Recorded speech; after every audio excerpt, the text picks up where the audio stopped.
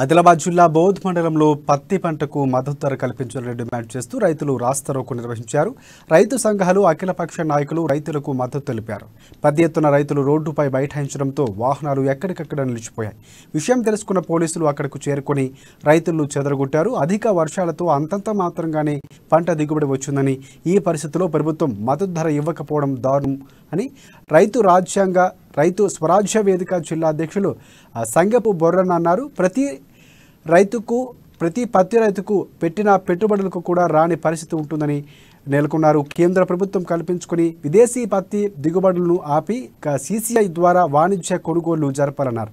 పత్తికి 15,000 రూపాయలు మద్దతు ధర రూపాయలు ఇవ్వాలని, అలాగే పత్తి రైతులు ఆదుకోవాలని కూడా డిమాండ్ చేశారు.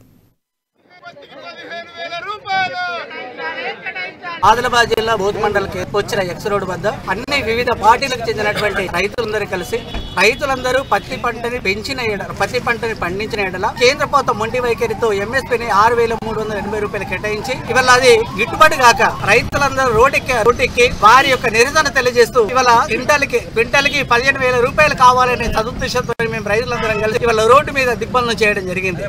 కానీ ఇవాళ విపరీతమైనటువంటి అనావృష్టితో పాటు అది కూడా విపరీతంగా పెరిగి రైతులు పండించినటువంటి పంట పొలాలలో బీటలు వేసి అంటే ఇసుక నేలలో కొట్టకపోయినా మేటలు వేసినటువంటి పంటకి గిట్టుబాటు ధర